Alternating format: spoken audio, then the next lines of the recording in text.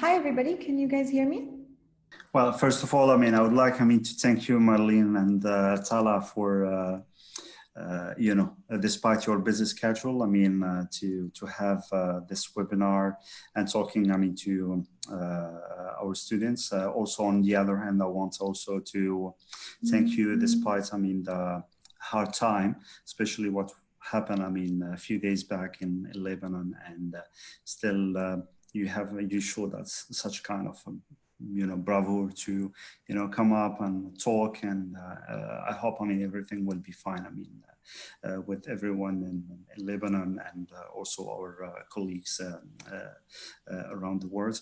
So first of all, thank you for everything, and I hope that our students and graduates will benefit from this webinar as usual.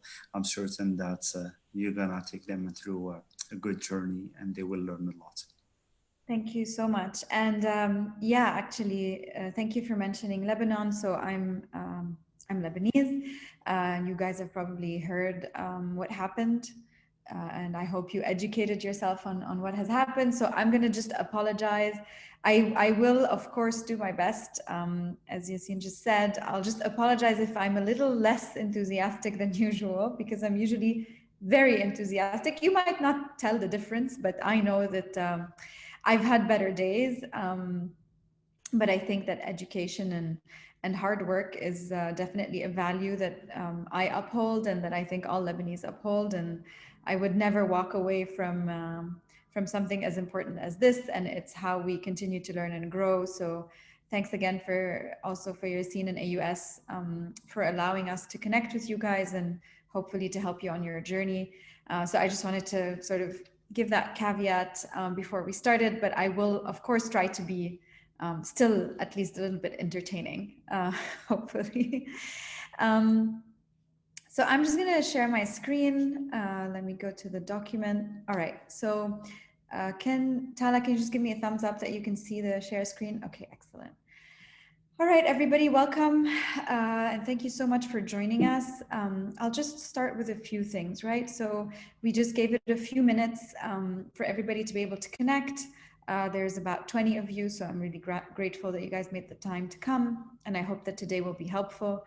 The presentation will last about 40 minutes max, although I'll try to make it shorter because I also always think that the Q&A is more interesting. And then we'll take about 15 minutes for the Q&A or more. Do ask me questions. When I do a presentation and it ends and no one says anything, I feel alone and I can't tell if it was good or bad, or if there's something you wanted to learn that I didn't talk about.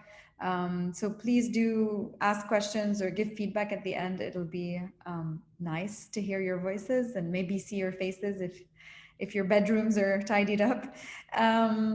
So you are currently muted and you'll remain muted for the length of the presentation. If you want to ask me a question, there are two ways to do that. So on the first hand, you can type it in the chat and Tala to everyone, and then Tala will try to make sure that I pay attention. If you ask me a question, she can WhatsApp me or just unmute herself and point it out. You can also raise your hands. So similarly, Tala will look at the way for you to raise your hands is to go to your participants pane, and then there's a place for you to raise hand. So please go ahead and do that if you want to just interject or comment or ask a question during the presentation. If you can, please turn on your video. Otherwise, it can get a bit lonely for me. At least I need to know if you guys are finding my jokes funny or not. So if you can, please go ahead. If you're too shy or don't want to do it, that's okay too. A little bit about me. So I've worked in a lot of different environments. I've worked for 10 years in technology and startups, and then I also spent a couple of years on the corporate side of the world. So I'm quite familiar with, let's say, a broad spectrum of how companies operate and how they recruit and how they onboard and so on.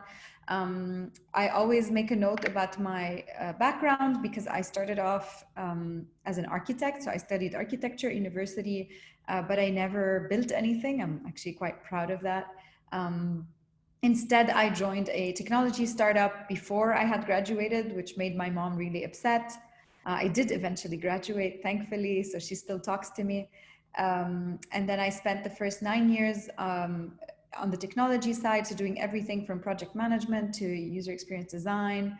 And then I got an executive MBA. I was in France at the time. I moved to Dubai. I ended up working for Ahmad as the chief marketing officer and the head of the Dubai Opera. And then in April, I created my own called Cosmic Centaurs, which helps organizations think about the future of work and education and try to adapt to these new realities that we're being faced with. And that's kind of what we'll be here talking about. In addition to sort of these webinars where I try to help young people kind of think of new ways to look at the world and solve problems, I teach usually at university on design thinking and strategy and marketing. So if you have any questions around those things too, I can help maybe offline, or you can email me and I'm happy to help you out. And we did do a previous webinar on design thinking, and I think Yassine has the recording link. So if you guys wanted to see it, I'm pretty sure he'll be happy to share that with you as well. So I do try to mention my career just to show you that you can be creative with your career and you don't have to follow a fixed path. Very few of us end up kind of working in the field that they studied. And I think that's actually sometimes even better because coming from different perspectives is always more interesting.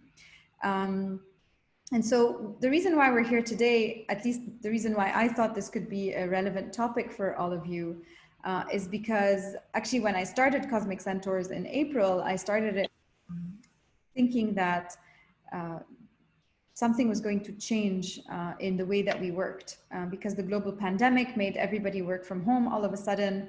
And sitting there looking at how differently people had started to work and how differently companies were looking, and companies that would never have considered allowing their employees to work from home before were now suddenly kind of forced to do it. And that's why I started Cosmic Centaurs, but that's also why we're here, because 4 months later, we're starting to see, even as lockdowns kind of subside in different parts of the world, and in Dubai particularly, we're starting to see that both companies, but also governments, tech, but also more traditional firms are all kind of looking at new ways of working. We've seen different companies announce that 40% of their staff would work from home, or 60 or 80 or 90 or 100% of their staff would work from home. And so to me, you're all walking into, I mean, I'm assuming that many of you are either freshly graduated or young alumni, or maybe you're in your last year of uni this year and you're starting to think about your futures. And you'll all walk into a sort of into a world where work has really fundamentally changed in many, many ways for many of us. Not that remote work is a new invention. And you'll have to learn how to operate and impress and learn in a completely new environment. And I'm hoping that we can talk about that a little bit today.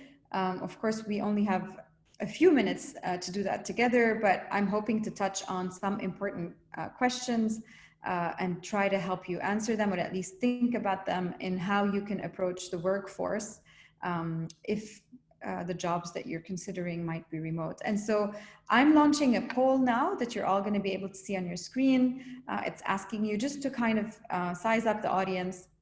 How many of you have had or have previously taken part in a remote job or in a remote internship before? So I'm just going to give you guys a second to maybe answer the poll. I see about 15 of you have done it. It's almost there, almost all of you. Brilliant. So I'm just going to share the results with you and maybe we can discuss them really quickly. Can you just confirm that you can see the results? So 35% of you have had a remote job or internship before, and 65% of you have not. And I will venture that if I ask you this question again in a year or two, it's probable, highly probable, that it'll be the other way around, right?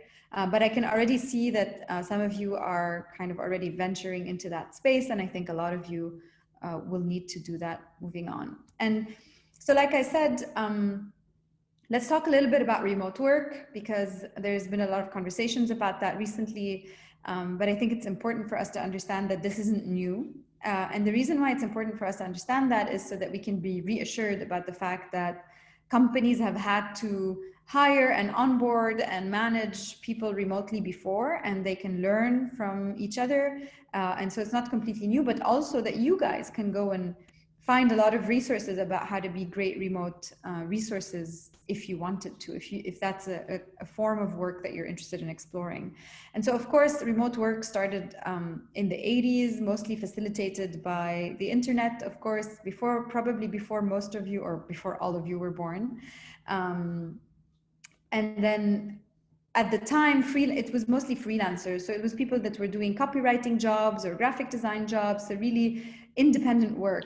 Who could just take one task and get it done and deliver it. And that was kind of the first form of scaled remote work. And then in the 2000s, we started talking about virtual corporate colleagues.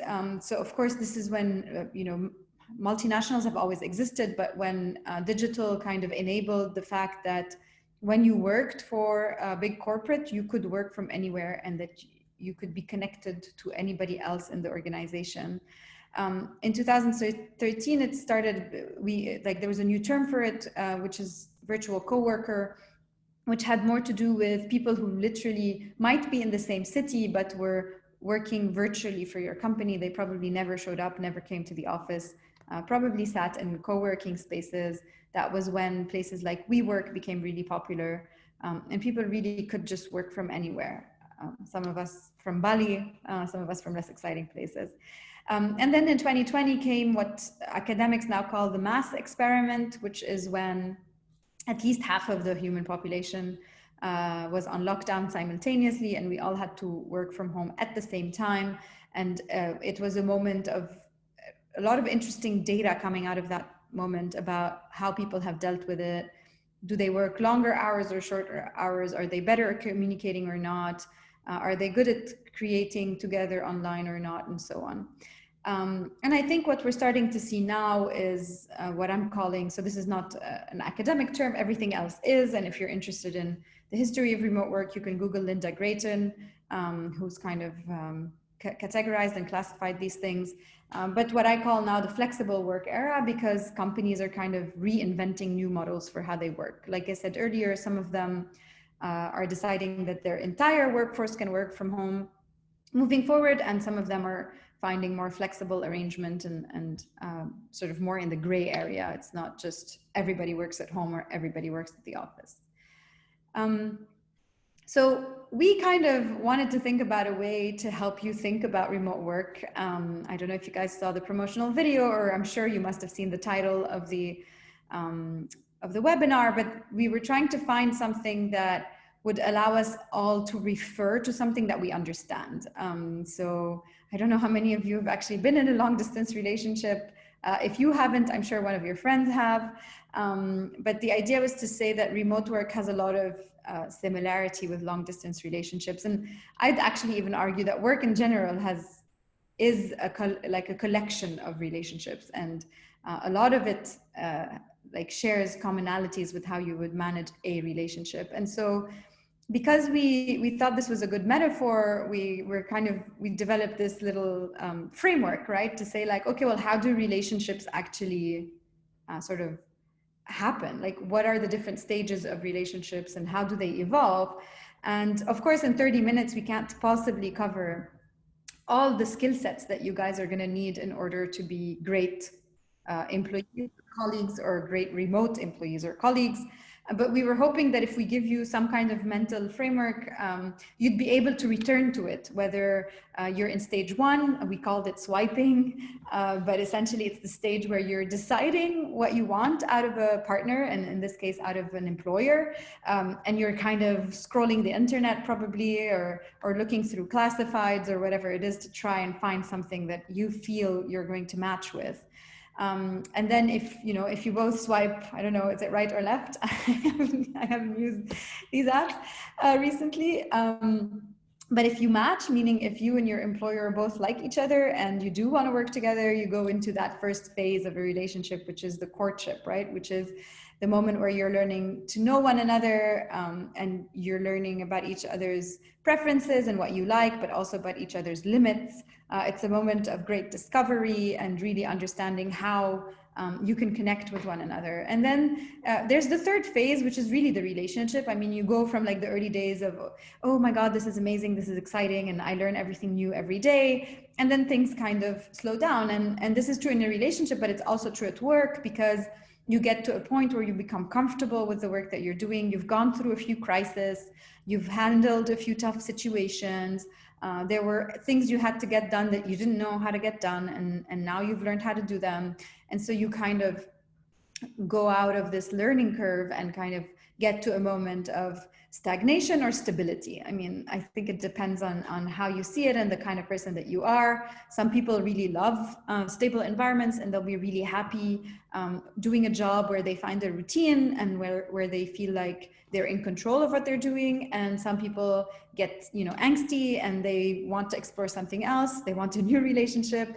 And then they can decide whether they can find this new relationship in the organization where they are. So by growing, by getting promoted, by moving to another department or to another business unit, or simply by ending the relationship and moving on to something else. So in that sense, we thought that this was a really like helpful metaphor, and for you to identify also which part of this process you're in and maybe how you can deal with it. But we'll do a special focus on the relationship aspect, because we wanted to talk a lot about what kind of skill sets, or try to give you some hints or some ideas about how to be a great employee in a remote setting.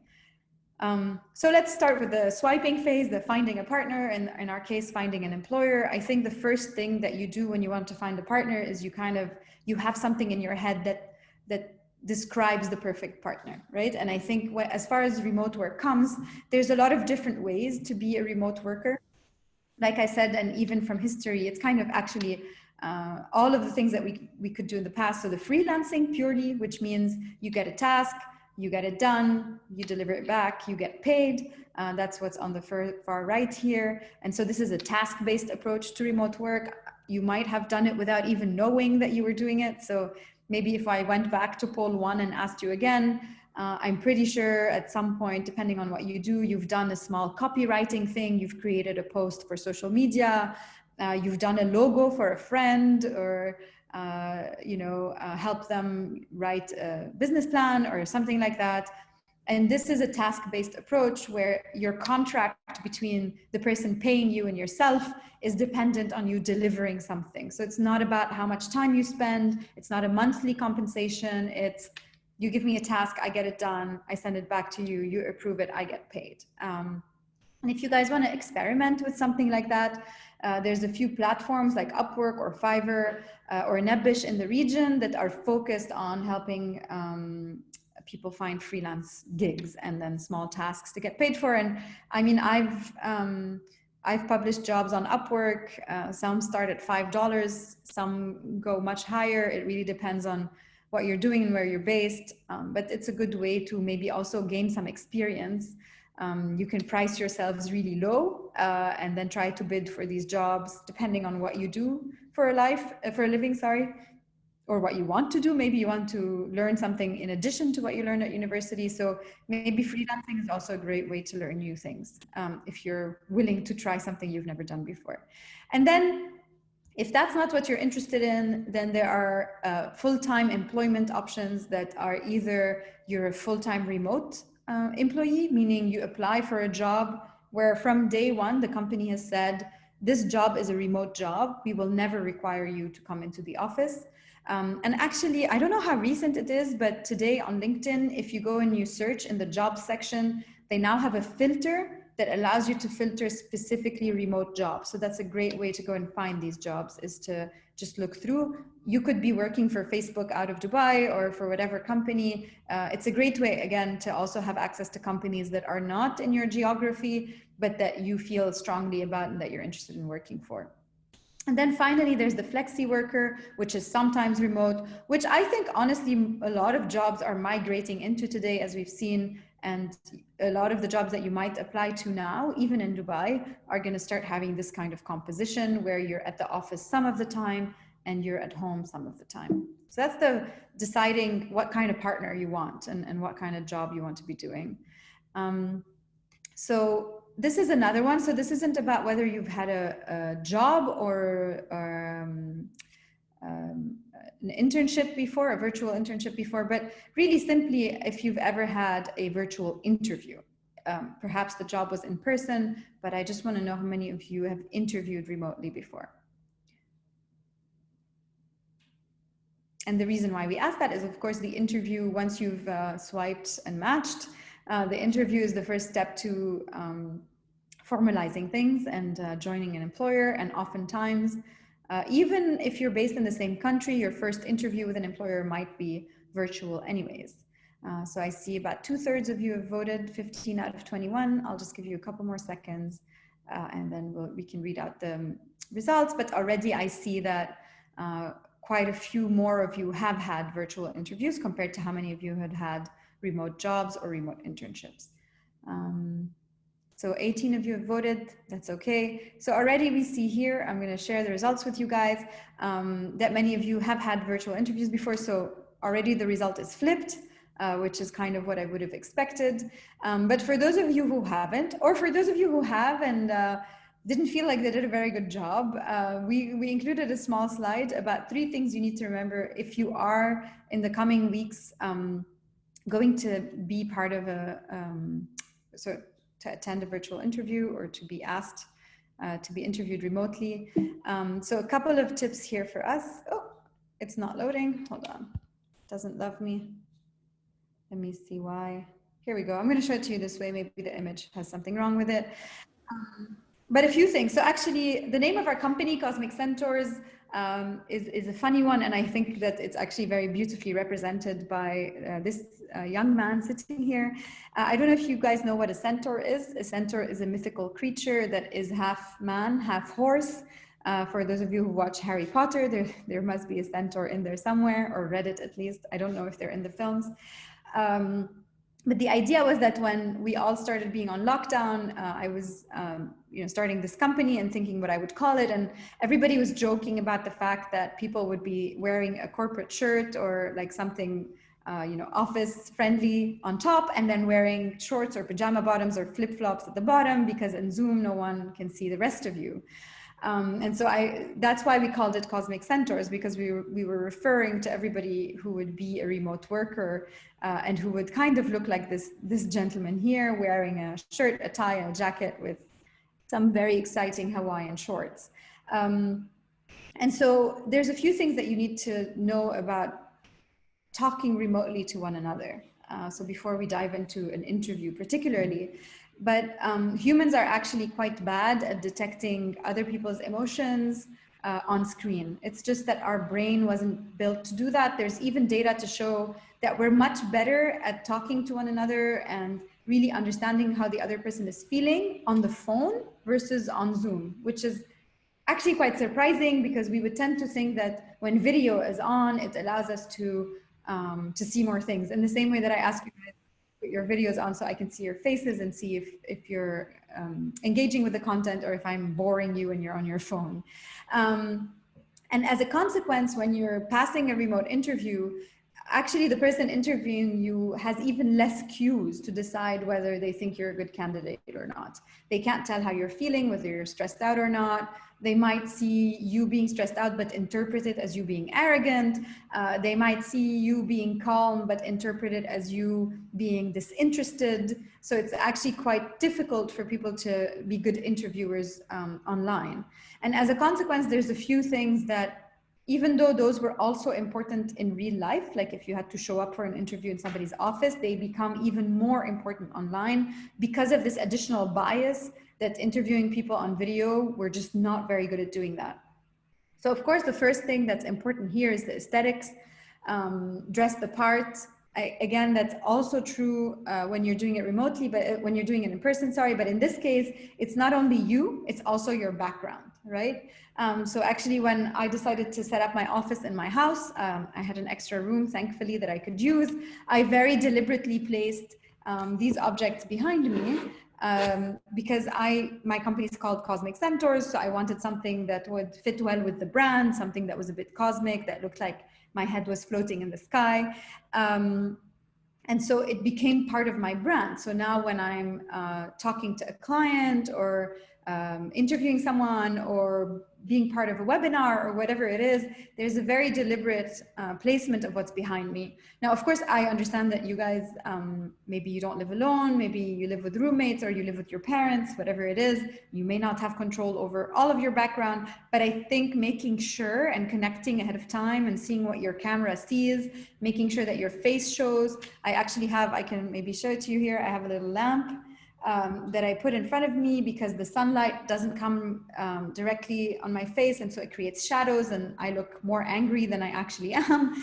And so there's a lot of small things that you can do in order to make yourself look good on video. I think Tom Ford in the early days of the pandemic published an article about the 3 things that you should do: lift your laptop, put some light, and precisely which part of your body to show, and so on. And so especially if you're going through an interview, it's very important that, you know, the right things are represented. I mean, I've been in webinars where the panelists were in their, and this is webinars, not even interviews, so these were public events where the panelists were sitting in their bedroom and their bed behind them wasn't tidy.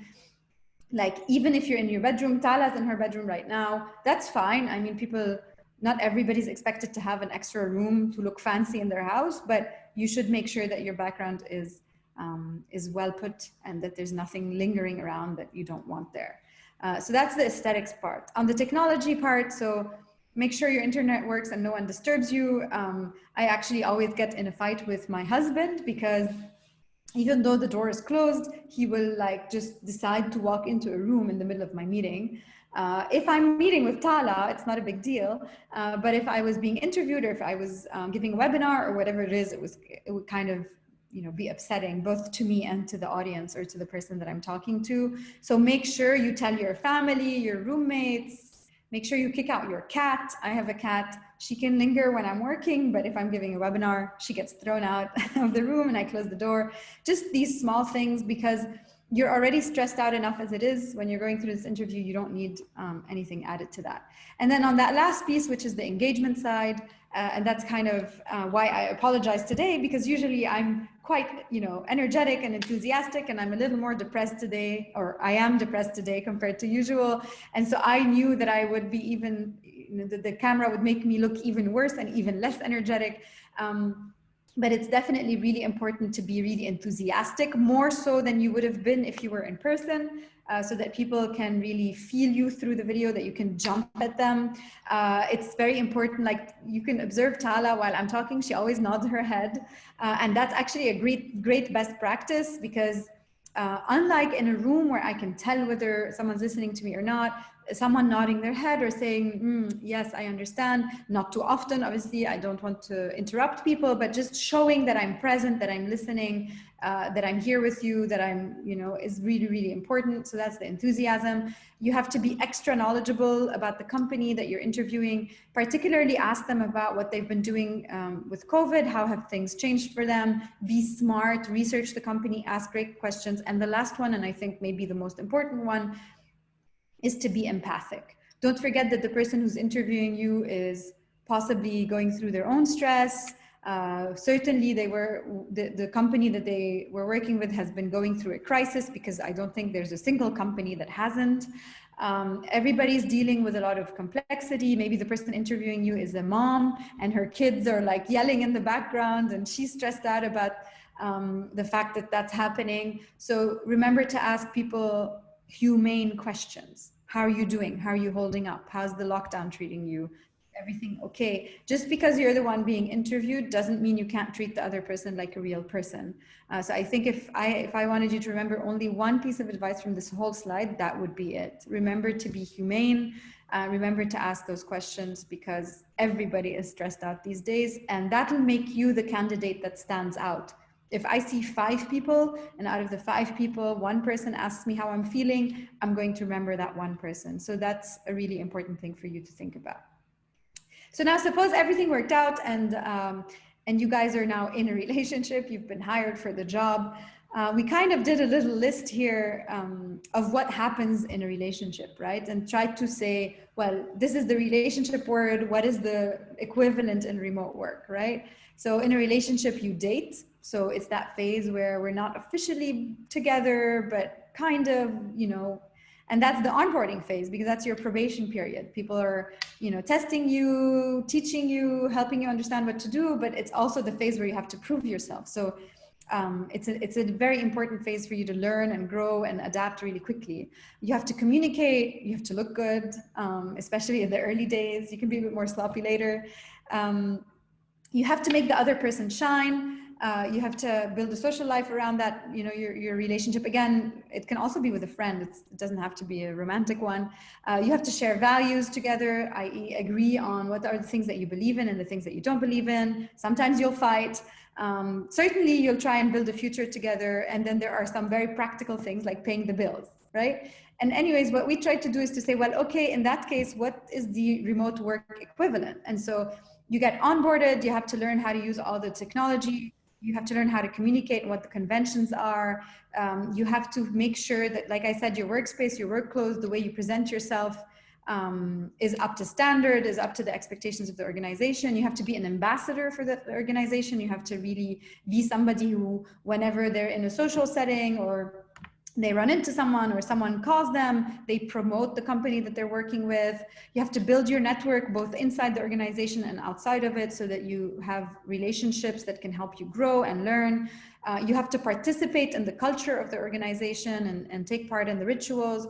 You have to become really good at managing conflict, at aligning with what the organization is trying to do and trying to help it grow. You have to perform, of course, because that's why people hire you, so you can do your job well. But then you also have to overperform, right? And so that the reason I say is it's very complex for us to kind of, we don't have enough time to go through all of these, but we picked two of them that we thought we could add value to you guys, maybe beyond what you can Google.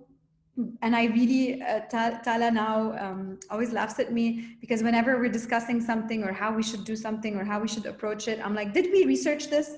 Because I think that the internet is full of great advice about a lot of things, and we are not the smartest people on the planet. Hopefully we are some of them, but, and the internet is full of great advice. So another thing that I would advise you beyond today's presentation, where we'll be focusing on communication and culture, is to just Google it. Like, don't be ashamed to go online and say, how should I behave during my onboarding? Or what is a great way to build a network, my network inside an organization? And just read what you see, and don't read one article, read 10 of them, and then say, out of everything I've read, these are the 3 pieces of advice that I want to try and apply.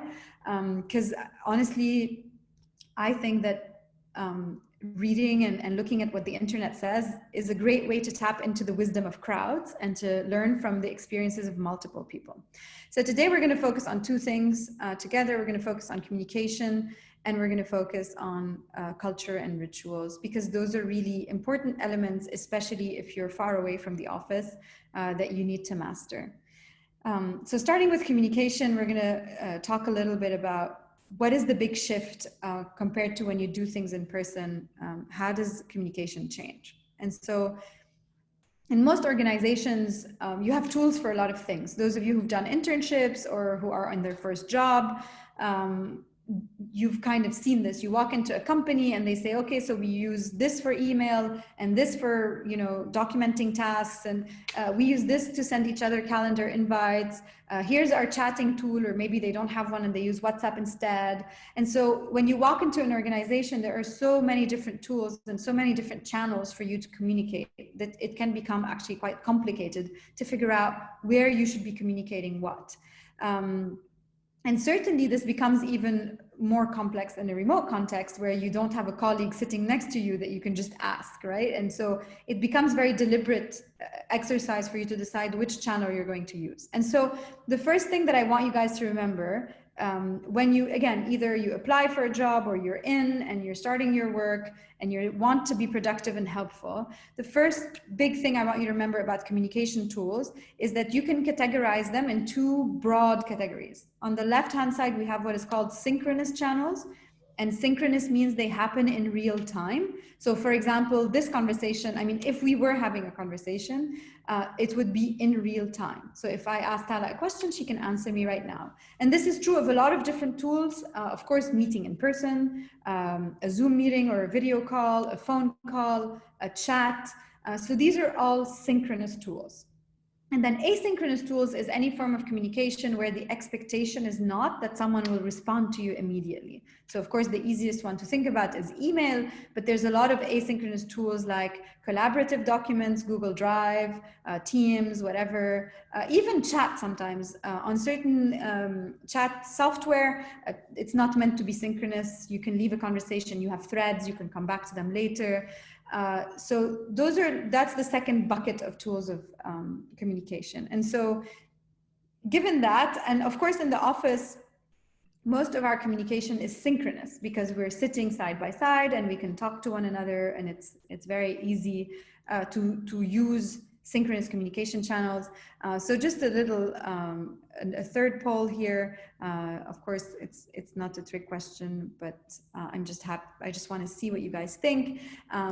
In a remote work environment, given the definition that I just gave you of synchronous and asynchronous, which ones do you think, which groups of channels do you think is more appropriate to be used? So I'm just going to give you a few seconds to answer that. Of course, it's a way to make sure that you guys are still awake because at least I know that you're clicking on the poll answers. And then it's a good way to have a debate as well. So I'm just going to give you a few more seconds. I actually don't know who did, but so someone answered, a few people actually answered synchronous.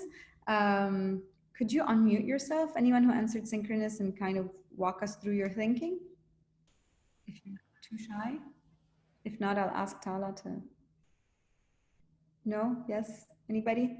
Anybody who answered synchronous or asynchronous? There's 4 of you. I don't know your names, so I can't pressure you, but I'd love it if you could unmute yourself and maybe give us your thoughts. And if not, anybody in the room who wants to jump in? No. Okay, Tala.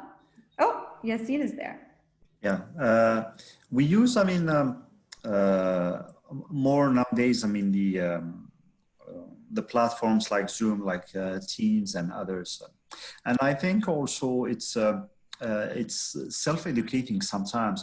We're getting to a point where there is less interruption, there is less, that friction that we have sometimes. In offices, people are a little bit, waiting, raising hands and other stuff. So this type of communication, starts, getting people to be a little bit more educated. And I think, as you mentioned, we use a blend of the two.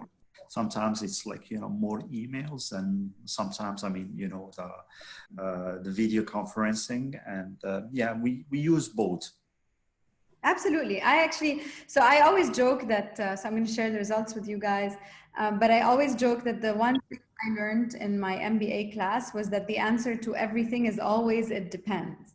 And to your point, Yassine, that's absolutely right. There isn't one form of communication that should be excluded, because depending on what you need to communicate and your need for collaboration, or the speed at which you need to communicate something or get an answer in return, those are all variables that you can take into account when you're deciding what kind of communication channels to use. And most of you have caught that right. But the big idea in remote work is that it's not that we stop using synchronous communication, but it's that we shift to more asynchronous communication. And the reason for that is that when we're in the office all together, if I want to talk to Tala, I can look over at her desk, right? I can see whether she looks focused on something or not. I can see whether she's there actually, or if she's in a meeting, right? Like usually we kind of, at least within the close team that we work with, we have a sense of where people are and whether they're busy. They might have, we might have had lunch together. And so Tala mentioned, oh, I have a meeting at 3 with such and such. So I have an idea of where someone is and of how busy or focused or whatever they are. And so it becomes really easy for me to use synchronous communication because I know when they're available for me to do that. When we're far away from one another, I have no sense of what Tala's doing, whether she's had lunch yet or not. Tala doesn't have kids, but if she did, I don't know if she's homeschooling them or if they're driving her insane and she's, you know, stuffed them in the toilet, right? So it's very difficult for me to anticipate whether other people are available or not. And although in the early days of the pandemic, we tried to replace the way we used to communicate in the office by adding more video calls, right? So we just didn't know how to adapt to writing emails or doing collaborative documents or having, you know, working on a wiki together, if that's what we have. We just tried to, okay, well, I used to talk to my colleagues all the time before, so now I'm going to continue talking to them all the time. And that drove everybody crazy, because when you're not in the office, you're not isolated from the rest of the world, and you still have to deal with your domestic environment, your siblings, your children, your cat, whatever it is. You also are in meetings that your colleagues aren't aware of because they don't see you. And if you want to be a really great communicator inside the remote team, you have to become really good at asynchronous communication. Synchronous is very natural to everybody. Asynchronous is harder. It means you have to write better. You have to clarify what you need in writing more often.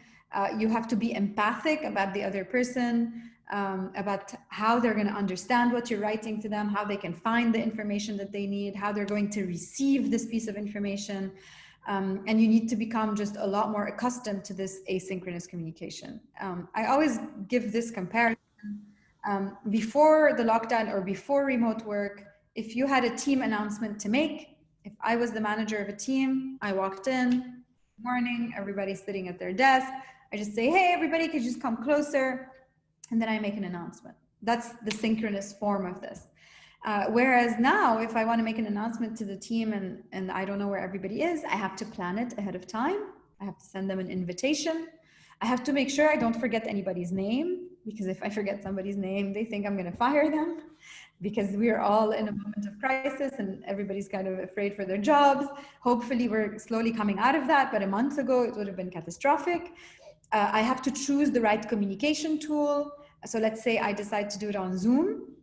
Okay, I have to make sure everybody has the link, everybody has the password, everybody is connected. I might have to wait a few minutes before this happens, and then make my announcement. And then maybe for those who couldn't attend, I have to send a follow-up email to say, today I met up with the team and I let them know that this, and that, right?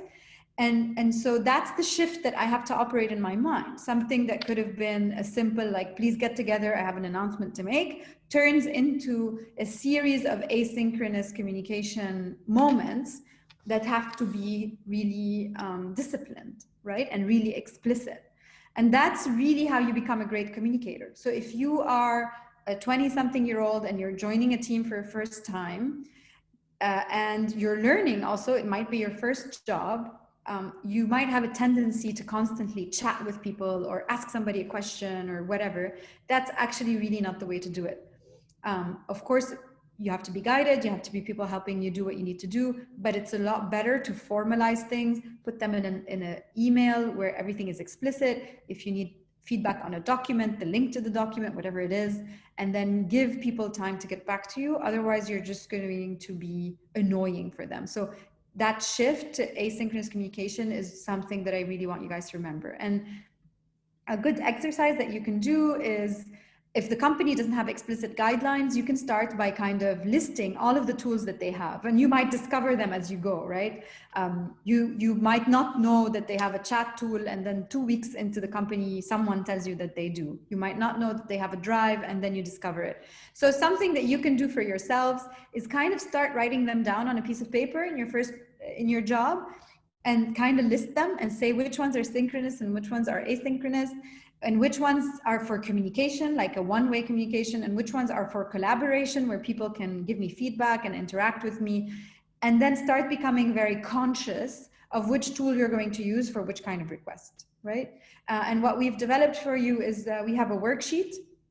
So we'll send you the link to that later, but we have a worksheet where you can start filling these things out, trying to discover what tools the company has and what you can use them for, and trying to figure out how synchronous or asynchronous they are, so that you can start having a mental framework to decide, when should I use which one of these tools.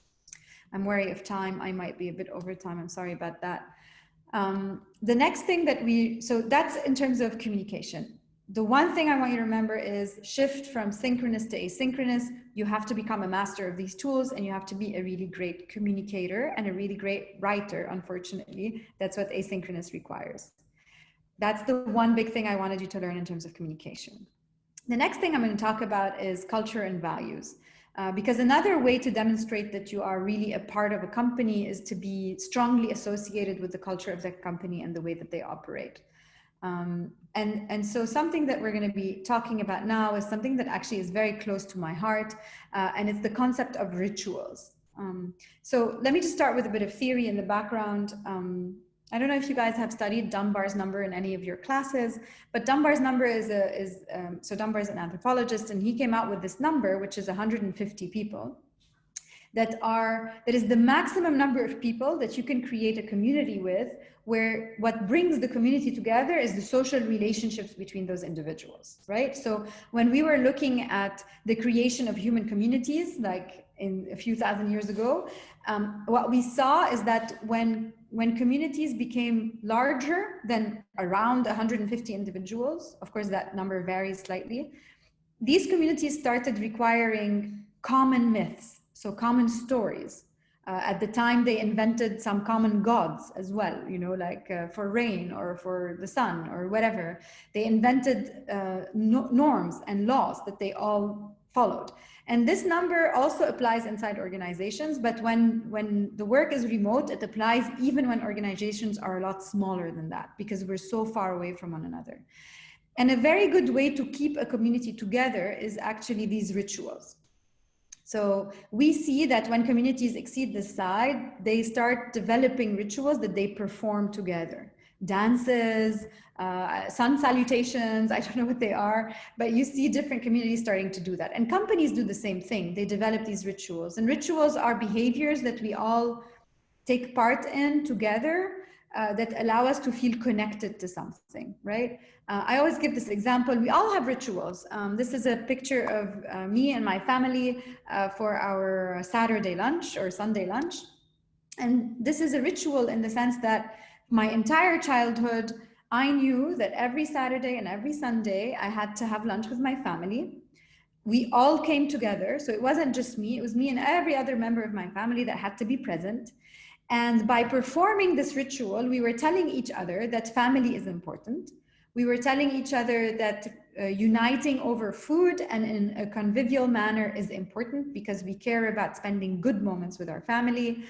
And so by performing this ritual every week, even if we weren't saying it, we were sending out signals to one another about what is important, right? And of course, you all have rituals that your families perform or that you perform with your friends.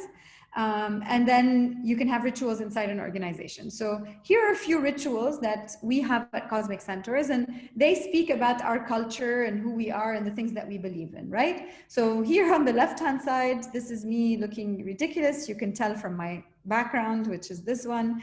Tala down here, giving us her best dance moves, and another colleague of ours. And this is a ritual that we developed for when we're incredibly stressed out and tired.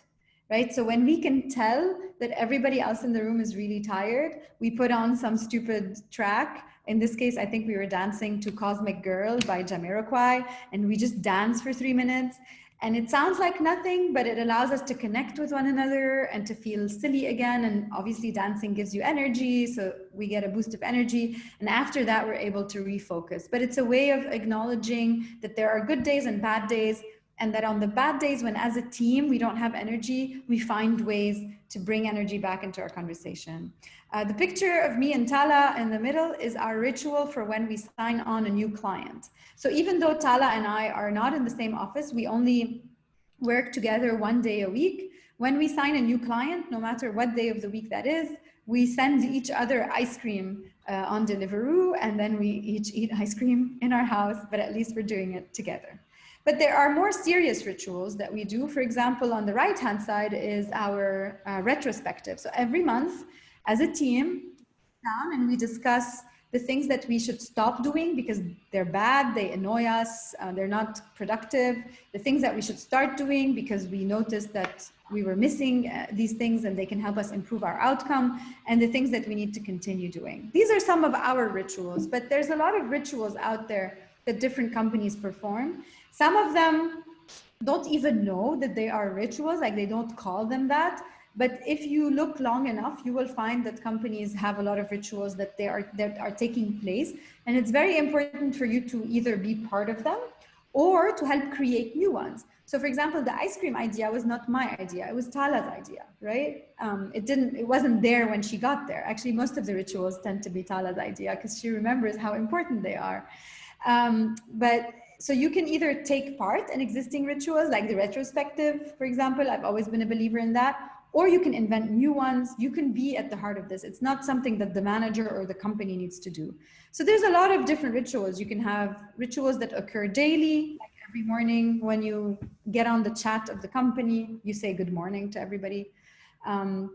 You can have rituals that are weekly, like maybe once a week you take a minute to have a coffee, even if it's online, with one of your colleagues. It doesn't have to be long or unproductive. It can be 10, 15 minutes, but you take a minute to get to know them and see how they're feeling this week. You can have monthly, like birthday celebrations, or we do our retrospectives monthly. You can have yearly rituals. But I think that rituals are a really great way for people to connect together over what the company is about and what is important for the company. And so if I had, like, that's my second big thing that I thought I could teach you about today, which is for you to learn to identify the rituals of your organization. Try to find things that the organization does in a recurrent manner. Of course, some of them can be about the social network, like the examples that we gave you, but retrospective isn't about social network. It's about performance and productivity. And so one great thing that you can do is try to identify the ones that are in your organization. And another thing that you can do is on our website, actually, if you go to our resources section, we're documenting all of the rituals that we hear different companies are using. And you can filter by whether they apply to innovation or productivity or onboarding people or building a social network inside the organization or whatever it is. And then maybe try and take one or two of these rituals and maybe apply them inside your team, because that's a really great way for the team to start having cohesion and to start coming together around these big important moments. And again, the more distant and the more far apart you are from your team and the company that you're going to join, the more important it is to have these small moments where you come together to celebrate what is important. So depending on the company culture, that can be a lot of different things, but I'm sure you guys are smart enough to figure out where the rituals are and how you can contribute to them or how you can create new ones. And so that was kind of all the time that we had. So that's why we only picked these two. But again, to remind you of this, and I'll close on the ending because some of you might be leaving your organizations as well. Again, the recap is that we think that you can compare remote work to long distance relationships, and that you can think about all the things that work in a long distance relationship and try to make sure that you think about them very proactively. We tend to think that work is only about performing and finishing tasks. In fact, the thing that will make you progress most in your career beyond finishing your tasks, which you should be doing anyways, is really building those relationships and truly entering into the fabric of an organization. Because the next time there's a job opening, the next time there's an interesting project or an opportunity, you want ex-manager to say, oh, I think Tala would be great for this. Why don't we have her do it? Oh, she's young. Yeah, but I believe in her, right? So that's the conversation that needs to occur for you to really progress and to really kind of connect with an organization. And so please remember to build those relationships very consciously, I think is my other piece of advice. But then, as with everything, some relationships, evolve through time, and you might decide that either you're happy, you're staying, you're gonna keep working hard and double down on your effort. You might decide that you love your job, you're happy to stay in it for a while longer. You might also decide that it's time to end it, right? As with every relationship, because it's time for you to move on to something else. What I'm going to say around that is that do make that decision very consciously, like sit down and say, it's time for me to leave. I know way too many people who sit in a job for too long, then they end up spending 3 more years there. They're miserable, they're not learning anything, they're not progressing, and it's because they're afraid to walk away. I know that the economic circumstances that we're in are scary, but don't stay in a job where you're not learning. You're too young for that. You don't have a family yet, most of you, I think. You don't have big responsibilities yet. unless you really need that financial sustenance because your family depends on you. And even then, if you can walk away and find another alternative, make that decision very consciously. Don't let things drag out. Don't let yourself become disillusioned. Consider the consequences of leaving, make informed decision, look at what you want to do next, but be courageous. And then finally, and that's again, for every relationship, not just work, be kind. You are the ambassador of the organization while you're there, but you're also the ambassador of that organization when you leave. Don't leave a company and start talking shit. Don't go to your next interview and say, oh, those guys were idiots. Because if someone comes to an interview with me and tells me that their previous employer, of course you can express doubt and criticism, but it has to be fair and kind. If someone comes to an interview with me and starts saying bad things about their previous employers, I won't hire them because I'm afraid that when they leave my organization, they're going to start doing the same thing with me, right? So if you do decide that it's time to walk away, do it with dignity, do it with kindness, be empathic as always, and really think about your consequences, but also don't hesitate. Walk away. Go and find your next job, explore something new. Don't be afraid to get out of your industry. It is a time of crisis, but it's also a great time of opportunity, if you ask me. So there's a lot of interesting new jobs that you'd never thought about that could be the way you build your future. So I'm going to wrap it up and open it to questions. I'm sorry I'm a few minutes late, but we started a bit late too. If you want to see any of the resources that we talked about or look at our ritual banks, you can go on Cosmic Centaurs. I'm also, just a small plug, I'm also the host of a podcast on leadership that's called Who Run the World.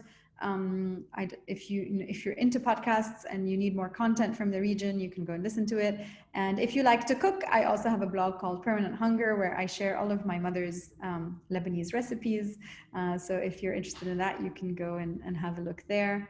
And now I'll just maybe, first of all, does anybody want to turn their video on for a group picture? Please? Oh, no, never. You guys are so shy, I don't understand. Okay, I'll let that be, but maybe if you have any questions, I'm going to stop sharing my screen. And then maybe if you have any questions, if you have any specific skills or topics that you want me to help you with, I'm happy to answer any questions that you have. And Tala has shared some of those links in the chat if you guys want to go and have a look at them. Thanks, Reem. That's very kind of you. Anybody have questions? Or Yassine, do you know that are there any topics that you know the students are kind of worried about or would like some advice on that you can share with us? I'm happy to. Well, thank you, Marilyn. I mean, for taking us through. I mean, very consistent and full-fledged about communication, and there are certain things that I learned from you. Definitely, the students are, especially nowadays, with the COVID-19 and starting doing internships sometimes, a virtual one requires certain skills of communication. How do I communicate? How do I get my ideas out? How I get along, with people. Expectations sometimes, sometimes you got the expectations are maybe not fully, explicitly said or written. So that the people get, sometimes frustrated. Am I doing well? Am I, getting along with people and so on and so forth? So how can someone, if there are any tactics or techniques to prevent such kind of problems or help people, to, overcome those hurdles from your experience? Yeah, I think that's a great question. Just as an anecdote, when I joined Amar, I didn't have a job title or a job description. So don't worry, this doesn't only happen to entry-level jobs. I think it happens to all of us. I think particularly this side of the world, you will often join a job thinking it's something and then it ends up being something else. I think that you need to be mentally prepared for that. And also you need to look, your first job is going to be 95% of the time. I'm sorry, like I have to be truly honest. Your first job is going to be boring because they're going to give you really silly things to do. And I always refer to this text by André Chdid. She's Egyptian, originally Lebanese writer. She wrote this text about laziness, about what lazy people do. And she said, lazy people get the task done right the first time so that they don't have to repeat it. So my first piece of advice with regards to that disillusionment between what you thought you were going to be doing and what you are doing is whatever tasks you're being given, get them done so quickly so that then you can go back to the person who's responsible for you and say, okay, I'm done with the stupid work you gave me. Can you give me something interesting to do? Because the stupid work still needs to get done. Like 15 years into my career, 80% of what I do is quote unquote boring work. It's like admin, it's writing things, it's answering emails. I mean, you're gonna have that your whole career. So like, don't be, but what's important is that the remaining 20% is something you wanna wake up for. So if you can get rid of the boring stuff as quickly as possible, you can go back and ask for more. And I've never met a manager who, if someone of their team comes and says, by the way, I don't have enough work, can you give me more, will be unhappy hearing that. So that's in terms of that mismatch between what you thought what you were going to do and what you're actually doing. In terms of the communication, I really think that this requires vulnerability and courage, in the sense of, if you feel you're disconnected from others, call them. Ask them for a 10-minute conversation. Ask them how you can be improving, if you're doing a good enough job or not. Don't sit in a corner. Most managers or employees are overwhelmed, especially these days, because half of their colleagues were fired and they're doing the job of 3 people. And so they might even forget that you exist. And it's not because you don't impress them. It's just because they have so many things to worry about that as long as you're not causing them problems, they're like, it's fine. I'm just going to leave this person in their corner. But if you come to them and if you say, I know you're super busy, again, don't forget your empathy. I know you're super busy. I don't want to, burden you with more things, but I would really appreciate if any day this week we can have a 10-minute conversation. You can give me feedback about what I can do better, and I can ask you a few questions about how to connect with the organization. If that's your manager. But if you're talking to your peers, something that I think works really well is every time you talk to somebody, and that's what I did when I joined Amar, for example. Every time I spoke to one person for 10 minutes, I would say, who's the next person I should be talking to? Like, who's the next person that you think is interesting in the organization that I can connect with, that will be open to it, that has something to teach me? And so they'd give me somebody's name. And then I'd say, would you introduce us? And if they say it's okay, you can just email them, I would email them. And I would say, Yassine said that I could get in touch with you about this. I just want 10 minutes of your time whenever you can. And that way you develop that network. And so you're getting feedback, not just from the one person that's giving you tasks, but you're starting to hear what is happening inside the organization. You're starting to connect with that, and you're starting to be known to people. So they can always say like, oh, Marilyn was that annoying girl who kept reaching out to everybody, but at least everybody knows my name, right? In the morning when you go on the chat, say hi, don't be shy. Because after 10 days of you saying, good morning, everyone, I hope you have a nice day, they're going to remember that Marilyn says this every morning. Who's this Marilyn? Oh, an intern. Oh, wow, amazing. She seems nice, right? So it's a lot about managing your reputation and connecting with other human beings and remembering to be humane. How would I advise someone to answer the interview question, what's your biggest weakness? Honestly, like I've heard so many people, when you ask them this question, they say, oh, my biggest weakness is that I'm a perfectionist. I'm like, no, it's not. That's your quality. Like, don't take some, excuse me, I'm going to curse, some bullshit thing and then just answer, right? You probably have real weaknesses. It could be chocolate, by the way. Like, one way of kind of walking away from that question is to be funny. Like, say, oh, my biggest weakness is Oreo thins, but also it can be authentic, right? Like, for example, my biggest weakness is that I hate repeating myself and I'm impatient. I really am. Like, I can't stand it. If someone makes me repeat myself more than 3 times, I get upset. And then I become not a nice person. So just don't be afraid to just answer what you would have told your best friend. Because people are going to connect with stories. They're going to connect with you as a human being. If you and every other candidate has said it's because I'm perfectionist, they're not going to remember you. So just tell your story. And if someone doesn't think your story is important enough, then you don't want to be working for them. That's always been my attitude to this. Can I jump in? Do you think, Marlene, if someone, brings in, especially, related to the question, what is your biggest weakness? If I highlight something or say something that is sometimes, a core function or business of the organization that I'm trying to join, will this be in my favor, or this will dismiss, my qualification? If your answer has to do with the business? Yeah. If, for example, like, let's say, I know, for example, I'm having some problems, let's say, of organization. And one of the things in their job description is like, the person should be, organized 100% and so on. So if I say, oh yeah, I have that weakness, in terms of organization, will that be something, offensive? Yeah, that's a great question.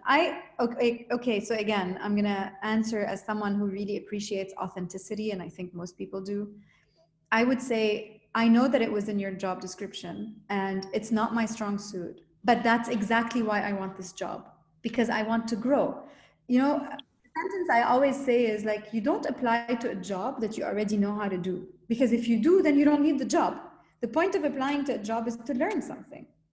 And so while I can bring you all of these other things that we just discussed about how great I am at everything else, how creative, how whatever, I'm also applying for this job because I know that in order to grow as a person and a professional, I need to become organized. And I really want to do my best to learn how to do that on this job. And by the way, if someone is hiring a 21-year-old out of university and they expect them to be a seasoned professional, it means they're delusioned. I would never hire someone who's going into their first or second job and without the understanding that I'm going to have to teach them a few things. Of course. What I want to hear is that they know that they're not good at something and that they are willing to learn. Because what a lot of people say now about young people, like old people like me, I don't say that, but I hear that, is that, oh, these kids are entitled. They think they're going to come in and be everybody's boss. Like, this is what we hear, right?